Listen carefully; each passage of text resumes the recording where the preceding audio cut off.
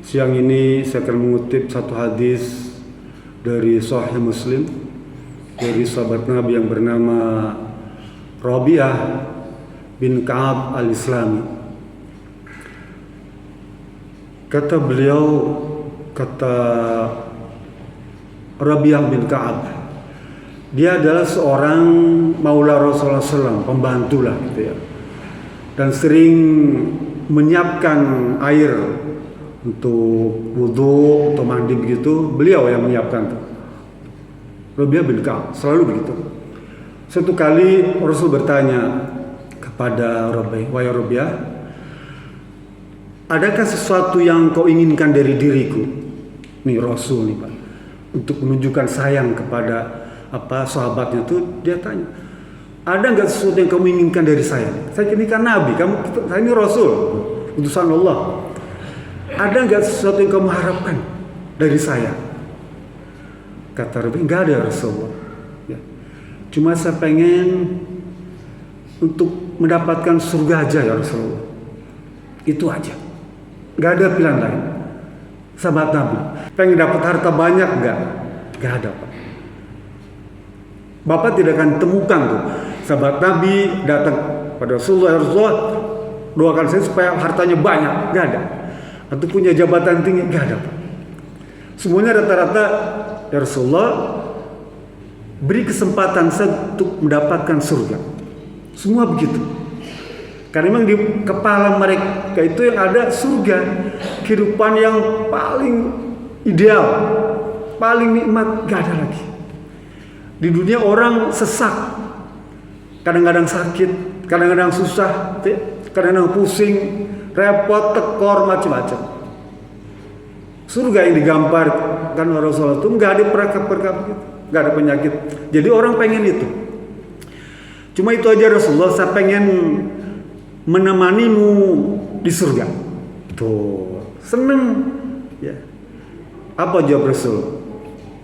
Hadisnya pendek. "Fa inni ala nafsika bikasrati sujud." Itu saja. Hadis sahih. Kalau begitu, kalau kamu memang pengen menemaniku di surga, bantulah aku dengan memperbanyak sujud, dengan memperbanyak sholat. Ya.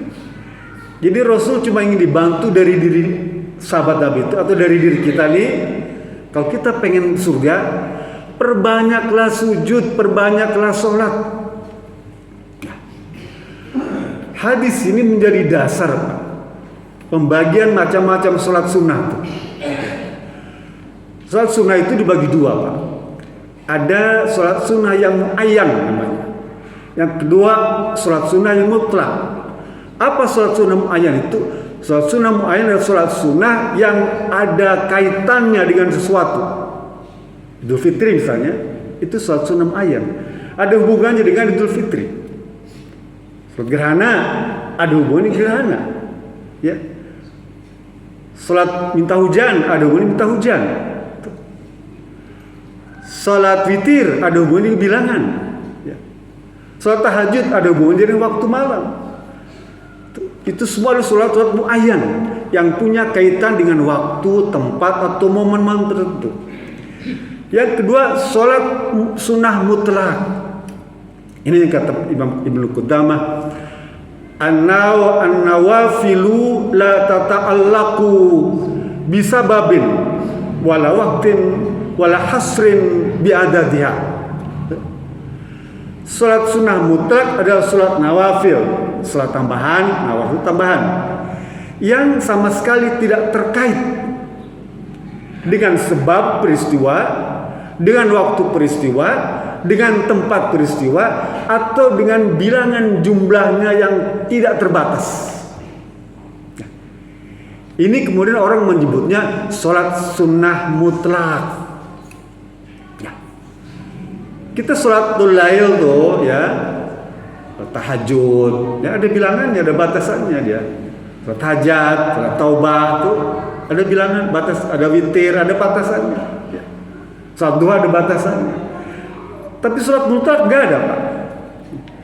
Berapa yang Bapak suka, boleh kerjakan tuh. bebas sebanyak-banyaknya.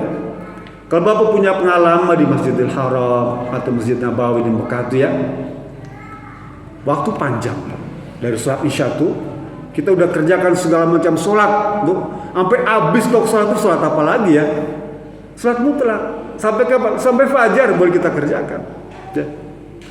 Di Masjid Nabawi juga begitu. Semua sholat kita kerjakan, ya.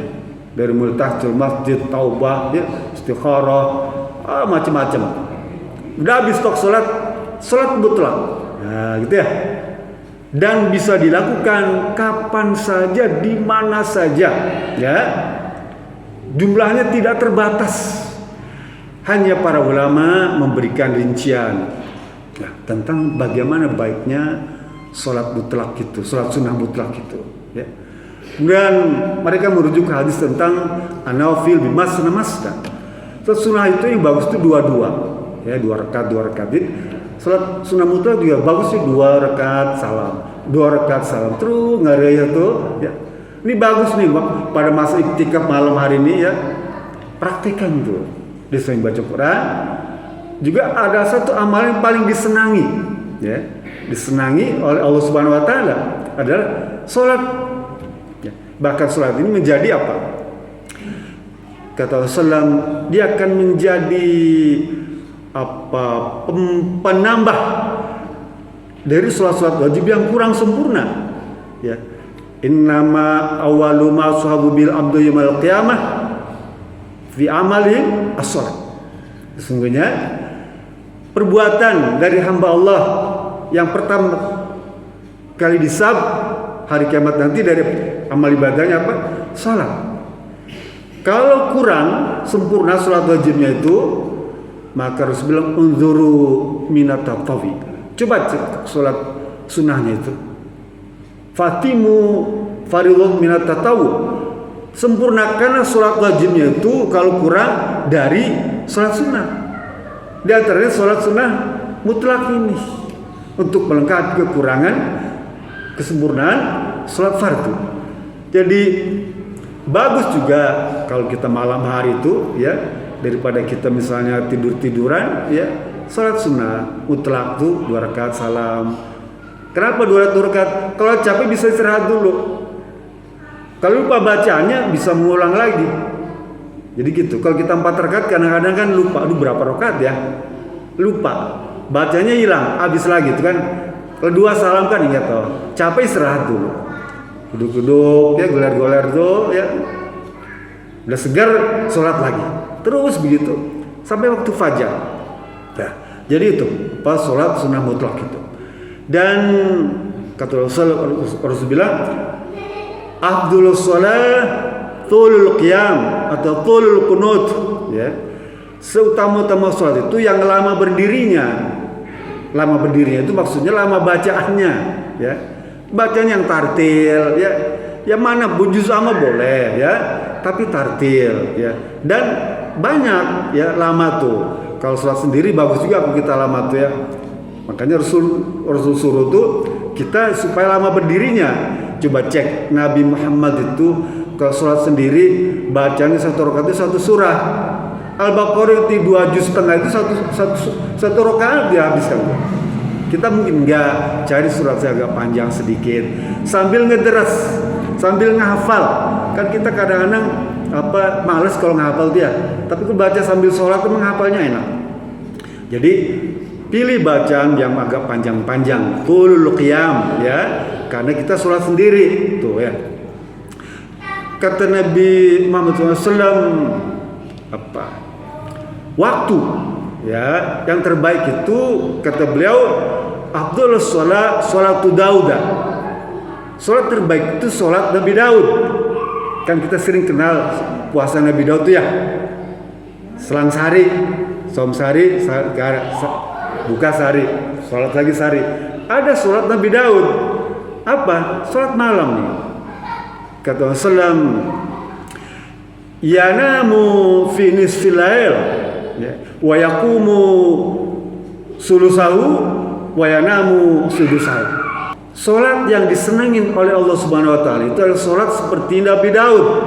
Nah, orang disebut sholat Daud. Bagaimana sih? yanamu finis silail, dia tidur separuh malam tuh. Kita bisa sholat isya tuh ya, beres-beres makan segala tidur sampai jam 12 separuh malam tuh ya, tidur.